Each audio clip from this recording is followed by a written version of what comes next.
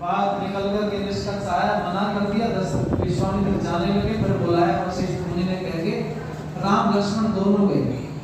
यज्ञ करने लगे। विश्वामित्र ने कहा देखो किसी से आज्ञा लेने की जरूरत नहीं है, ये हड्डियां डाल देते हैं, मांस डाल देते हैं, हवन को विध्वंस करना चाहते हैं हम का। अच्छा एक बात आपकी समझ में कभी आई क्या? जब सीता जी रावण की कैद में थी तो सुबह 4 बजे वेद मंत्रों की आवाज आती थी और सबके कानों में गूंजती, और उस सवेरे 4 बजे वेद मंत्रों की आवाज आती थी, हवन भी होता था रावण के यहाँ पर। तो एक बात बताओ भाई, जब ये राक्षस भी हवन करते थे, देवता भी करते थे, फिर समस्या क्या थी कि उनको हवन क्यों नहीं करने देते थे? तो जी एक हवन करने वाला दूसरे हवन करने वाले को तो कभी ऐसे करेगा नहीं कि अपना हवन कर ले दूसरे वाले में मांस हड्डियां डाल दे।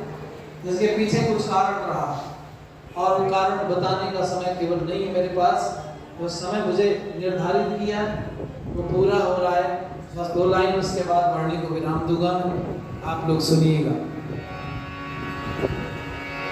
चाहते हो घर घर को बचाना, रोज सवेरे शाम संध्या हवन करो। चाहते हो घर घर को बचाना, रोज सवेरे शाम संध्या हवन करो, संध्या हवन करो, संध्या हवन करो। चाहते हो घर घर को बचाना, शाम सवेरे रोज संध्या हवन करो, संध्या हवन करो, संध्या हवन। हवन से अच्छी दुनिया भर में और दूसरी चीज नहीं, हवन से अच्छी दुनिया भर में और दूसरी चीज नहीं। हारने वाली बुलदे कंठी गुलबद और ताबीज नहीं। तीज नहीं ना है ये दिवाली, तीज नहीं ना है ये दिवाली, न गो धन भैया को संध्या हवन करो। चाहते हो घर घर को बचाना, शाम सवेरे रोज संध्या हवन करो, संध्या हवन करो, संध्या।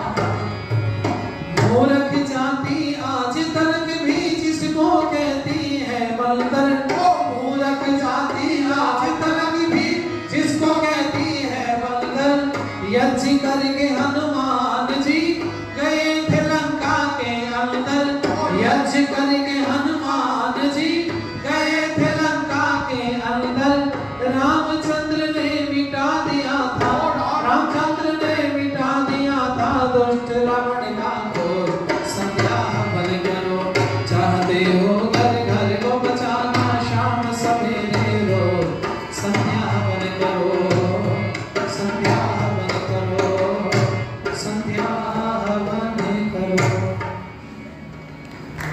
आप सबका बड़ा धन्यवाद। 5 दिनों तक रहे आपके बीच में, आपने बड़ा प्यार दुलार सम्मान दिया, इसके लिए हम आपके आभारी हैं। और दोबारा आने का वादा करते नहीं, भाग बड़ी लगी होती है। इस बार भी 9 वर्ष बाद में मौका मिला इस साल में आने का। बीच में कई बार कई जगहों से सूचना मिली, लेकिन ये कई बार व्यस्तता के चलते आना होता है। और इतना आप जरूर समझे, जो चीज़ें आपके बीच में परोसी गई, प्रस्तुत की गई है, वो प्रयास ये है कि आप जमीनी स्तर पर उन सब चीज़ों को अंगीकार करें। हम हमारी जिम्मेवारियों का निर्वहन करें, क्योंकि हमें ऐसा लग रहा है कि हम एकांकी होते जा रहे हैं, और उस एकांकी की वजह से लोग हमसे दूर हैं। आज भारत एक बहुत बड़े खतरे को देख रहा है, जो धर्मांतरण है। जो बहुसंख्यक वर्ग है वो हाथ पर हाथ रख के बैठा है, वो पैसा इकट्ठा करने पर लगा है। आपकी जानकारी के लिए बताऊं, यहाँ बहुत सारे लोग बैठे जो माइग्रेट होकर के आए हैं पाकिस्तान की तरफ से, जिनके परिवार आए हुए। मैं बड़े लोगों को जानता हूँ, क्योंकि भाषा से पकड़ आती, जरा से शब्दों से मैं पकड़ लेता हूँ। मेरा परिवार भी इधर पंजाब का ही गया बहुत पहले। और आपकी जानकारी के लिए मैं बताना चाहूंगा, इन लोगों के पास में वहां अथाह संपत्ति थी, आपको कितनी संपत्तियां होती थी, इनसे कभी बैठ के आप चर्चा करो। कपूर खानदान का 250 साल पुराना मकान बना खड़ा है पाकिस्तान में, आज भी है। तो कमजोर तो नहीं थे, धन तो बहुत था, लेकिन समस्या ये रही, कहीं ना कहीं सिमटते चले गए, सिकुड़ते चले गए, ऊंच नीच भेदभाव ज्यादा हो गया, जिसकी वजह से समस्या पैदा हो।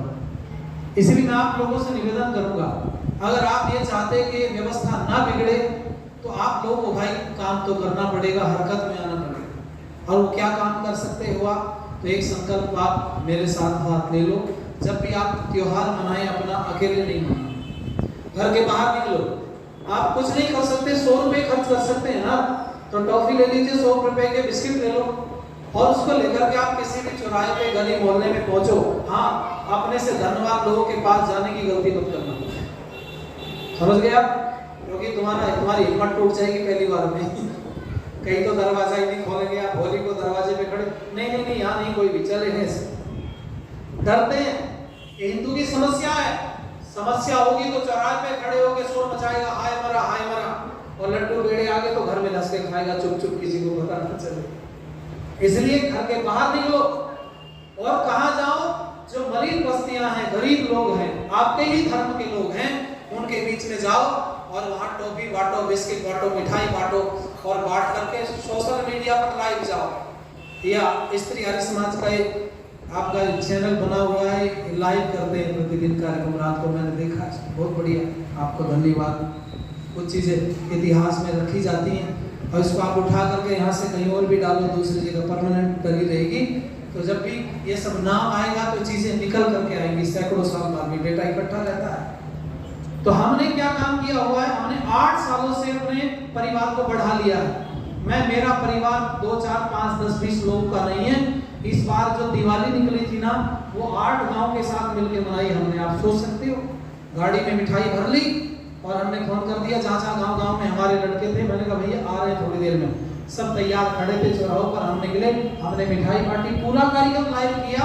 और हमने नहीं कहा एक बार भी हम गरीबों के साथ त्योहार मना रहे, नहीं, मैंने गर्व से कहा मैं मेरे धर्म के लोगों के साथ त्योहार मना रहा हूँ, तो मेरे धर्म के लोग। और उसका रिजल्ट इतना बढ़िया निकल करके आया।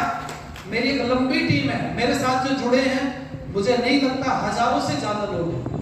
मेरे खुद के स्टूडेंट जितने विद्यार्थी हैं वो हजारों की संख्या में, जिनको हम लोग पढ़ाते रहते हैं, सिखाते रहते हैं। हमने एक नया काम शुरू किया है, जो आपकी जानकारी के लिए बताऊं।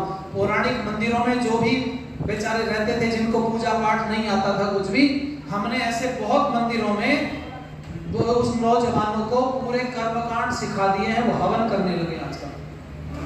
कई मंदिर ऐसे बता दूंगा जिनमें 6-6 महीने हो गए, प्रतिदिन हवन होता है, प्रतिदिन वो हवन करते हैं, बाल्टियां भरी रखी हैं घी की।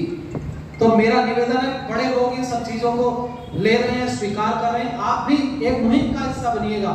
मेरा नाम लेने की जरूरत नहीं, ना मेरे से इंस्पायर होने की आवश्यकता है, बस केवल इतना समझ लीजिए ये आपकी जिम्मेवारी है।